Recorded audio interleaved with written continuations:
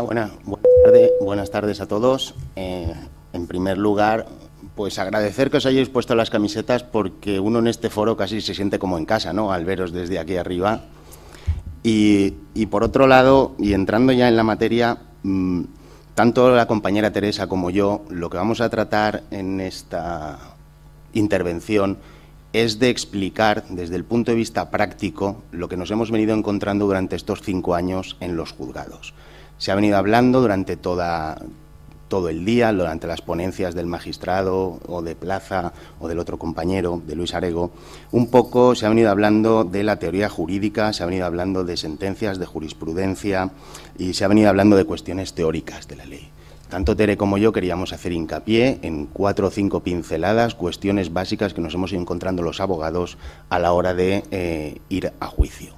Del tema del mutuo acuerdo ya han explicado tanto lo que consiste el pacto de convivencia familiar como ahora la cuestión de la mediación, y justamente pues tanto Tere como yo pues nos toca intervenir en los procedimientos contenciosos, casi al 90%. Desde mi punto de vista voy a hablar de 4 o 5 aspectos que nos hemos ido encontrando y que han sido novedad en la aparición de la ley, y de forma muy breve para intentar luego pues dejar un turno de preguntas, que siempre es lo más ameno ya en estas horas que estamos todos un poco con ganas de ir a comer. El primero de las cuestiones sobre las que habría que abordar, y que ha tenido una extensa participación por parte del magistrado, de Climent, es la aplicación preferente de un sistema de guarda y custodia compartida conforme a la ley. Preferente no viene a significar en ningún momento automático, tal y como una valoración caso por caso, pareja por pareja, matrimonio por matrimonio, y en función de ello fijar un sistema de guarda y custodia. Preferente significa que, salvo que exista un impedimento grave y ese impedimento haya quedado acreditado, se deberá fijar un sistema de guarda y custodia compartida. Ya se ha hecho referencia por el anterior ponente a la sentencia de 6 de septiembre del año 2013, el TSJ, hemos tenido la suerte de tener aquí a su ponente, en el cual lo que realmente nos trasciende a nosotros los abogados y a vosotros los padres o las madres, lo que viene a significar es que, salvo que la persona que pretende evitar una custodia compartida, o salvo que la persona que pretende solicitar un régimen de convivencia monoparental acredite que esa situación es más beneficiosa para el menor, se deberá fijar un sistema de guarda y custodia compartida. Lo que realmente está haciendo es invertir todo el sistema anterior que llevábamos vigente. Es una inversión, digamos, de la carga de la prueba. Anteriormente, y con el Código Civil, lo que se tenía que probar es que lo bueno para el menor es una custodia compartida. Actualmente, y gracias a la ley y a esta sentencia, ha cambiado. No necesitamos probar que lo bueno para el niño es la custodia compartida, sino que hay que probar que o bien existen impedimentos graves o bien es perjudicial para el menor una custodia compartida. Por lo tanto, ante la falta de esa prueba y bajando únicamente a estrictos términos procesales, debería de concederse siempre una custodia compartida. Segundo de los problemas con los que nos hemos encontrado en multitud de ocasiones viene por la incidencia que tiene la iniciación de un procedimiento de violencia de género durante un procedimiento civil, bien sea de divorcio, bien sea de mora uxorio o bien sea de modificación de medidas. Cuando se plantea una demanda para solicitar una guarda y custodia compartida, bien por modificación de medidas o bien por divorcio, en multitud de ocasiones nos encontramos con que la otra parte nos aparece con una denuncia por violencia de género. No es necesario que sea un maltrato grave, no es necesario una agresión, vale con unas injurias o con un menosprecio hacia la progenitora. En tal sentido, lo que los abogados nos tenemos que acostumbrar es hacer ver al juzgador que el Tribunal Supremo ha dejado muy claro cuál es la incidencia de este procedimiento. El procedimiento única y exclusivamente impedirá la fijación de un sistema de guarda y custodia compartida siempre y cuando sea perjudicial para el menor. Si el menor no se ha visto afectado, no debe de ser impedimento u óbice para que se conceda efectivamente esta sentencia. Por otro lado, lo que sí nos hemos encontrado es, sobre todo con la última reforma de la Ley de Enjuiciamiento Criminal, la vista atractiva que tienen los juzgados de violencia sobre los procedimientos civiles. Solo con el hecho de formular la denuncia, ya digo, por muy liviana que sea y porque sean unas injurias leves, lo que antes era considerado una falta, que ahora se ha calificado de delito leve, supone, si se ha presentado esa alegación antes de la celebración de la vista, supone que directamente se para todo el procedimiento y lo tenemos que llevar al juzgado de violencia de género, que no es ni mejor ni peor, pero ya es distinto. Otra de las cuestiones con las que nos encontramos es el mito de que, y esto también se ha comentado, el mito de que ante un sistema de guardia y custodia compartida no se debe pagar pensión de alimentos. Tampoco es cierto.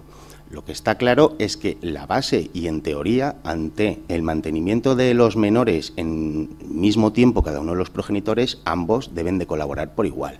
Bien es cierto que existen situaciones en las que existe un desequilibrio importante entre los ingresos de una parte y los ingresos de otra. En esas situaciones en las cuales existe un desequilibrio importante, debe fijarse, y así viene jurisprudencialmente establecido, una pensión de alimentos. Siempre menor de lo que venimos acostumbrados desde hace un montón de años, pero ciertamente lo que se trata de impedir es que el menor, bien estando con el padre, bien estando con la madre, tenga un estatus o un nivel de vida inferior. Se trata de impedir, y tal y como dijo el Tribunal Supremo, y cito textualmente, la diferencia entre estar con el papá rico y con la mamá pobre. Por eso, en multitud de ocasiones, y esto hemos de tenerlo claro, pese a la existencia de un sistema de guardia y custodia compartida en el que la tenencia del menor es lo mismo, tanto con uno como con otro, se puede fijar una pensión de alimentos. También la ley ha introducido una novedad que no se venía dando hasta ahora, como es la compensación por la pérdida del uso de la vivienda familiar. Esta ley lo que viene a fijar es que cuando existe una única vivienda del matrimonio, ¿vale?, aquel que pierde el uso, lógicamente, las menores de las veces que se han ido sucediendo ha sido que los padres entraran y salieran de la vivienda y el niño se quedara. Esto ha dado en multitud de ocasiones muchos problemas de utilización y de convivencia. Efectivamente, normalmente uno de los progenitores sale y el otro se queda en el uso de la casa. Ese uso de la casa, lo que nos está diciendo la ley es que la persona que sale debe tener derecho a una compensación por la pérdida de ese uso, bien sea de un 50% o bien sea de un 100%. Esto va a depender de las titularidades. ¿Qué nos dice la ley? Habrá que equiparar, para valorar esa compensación, un valor equivalente a lo que costaría un alquiler en una zona similar de una vivienda de similares características. No tiene ninguna incidencia el hecho de que uno de los progenitores salga y vaya a vivir a casa de sus padres, alquile un ático en la calle Colón y pague 2.000 euros, no tiene ninguna incidencia el sitio en el que viva. Lo que hay que valorar es única y exclusivamente la pérdida del uso como compensación, porque tiene un 50% con carácter general de una propiedad que no puede utilizar. Independientemente de todo esto, se ha venido aplicando un poco de manera errónea, tanto por los juzgados como por la Audiencia Provincial, la valoración que la ley es muy clara, que la ley hace de esta pérdida de uso. Han puesto en correlación el importe de un eventual alquiler que costaría esa vivienda con los ingresos de la persona que se queda viviendo en esa casa. Esto, desde nuestro punto de vista, es totalmente erróneo. La ley lo dice claro y es objetivo. Cuando uno de las personas no puede usar su parte, hay que equipararlo con un alquiler medio. No habla en ningún momento de la capacidad económica que tenga la persona para abonar o no abonar dicho importe. Y por otro lado, otra de las cuestiones con las que nos estamos encontrando en este momento, también ha venido siendo doctrina de la Audiencia Provincial de aquí de Valencia, y es que en vía de modificación de medidas, pese a que la ley nos está diciendo que solo con la entrada de vigor de la ley, en la disposición transitoria primera, tal y como se han explicado entre los anteriores ponentes, procede la modificación de medidas, la solicitud vía modificación, nunca estamos hablando de divorcio o separación o una demanda nueva, vía modificación de una sentencia anterior, no cabe la fijación de la compensación por la pérdida de uso. Esto por muchos letrados, incluso por la Asociación de Juristas con la que yo he consultado, nos dice que no es una interpretación correcta, que el hecho de que en vía de modificación de medidas no se pueda solicitar esta compensación es un error, y así lo está diciendo la Audiencia Provincial basándose en que se tuvo en cuenta para la fijación de la pensión anterior. Salvo que expresamente conste en el convenio o conste en la sentencia contenciosa de que se tuvo en cuenta efectivamente el uso de la vivienda, no puede ponerse como obstáculo el hecho de que sea una modificación de medidas. Y por último, y ya menos judicial, bueno, judicial ninguno, pero es una cuestión que sí que nos encontramos mucho en la asociación, es los efectos fiscales que puede tener un sistema de guardia y custodia compartida. Muchos son los socios que vienen y preguntan, las pensiones me las puedo deducir, me puedo deducir al hijo a la hora de hacer el impuesto de la renta. En inicio, la agencia tributaria decía que era incompatible la aplicación. Siempre estamos hablando de sistemas en custodia compartida. La custodia compartida significa, a la hora de hacer la declaración de la renta, que el hijo va por mitad. Cada uno tiene medio hijo y eso es lo que se deduce. En principio, la agencia tributaria decía que era incompatible el deducirte medio hijo y deducirte además la pensión de alimentos que tú estuvieras pagando, tal y como os ha hablado en uno de los puntos, que es posible tener una custodia compartida y una pensión de alimentos. Posteriormente, esto se llevó hasta el 2014. Posteriormente, en el 2014, el Tribunal Económico Administrativo Central dictó una resolución por la cual refería como compatible el hecho de tener un hijo en custodia compartida. Cada uno de los progenitores se puede deducir el 50% y, además, aquel que pagara pensión de alimentos podría deducírsela íntegramente.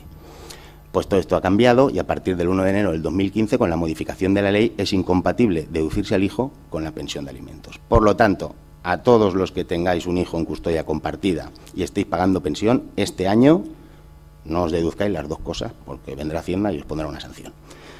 Lo que hay que hacer es únicamente deducirse el 50% del hijo. Esto es lo último que tenemos en marcha. Así es que no es problema para aquellos que no se lo hayan deducido y quieran que se les revise las declaraciones de renta del año 2011 al 2014. Pueden hacerlo, solicitando un escrito a Hacienda, una rectificación.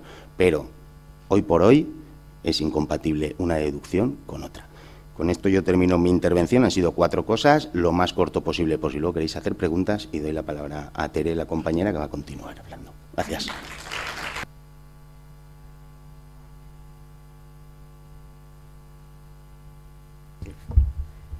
Hola a todos.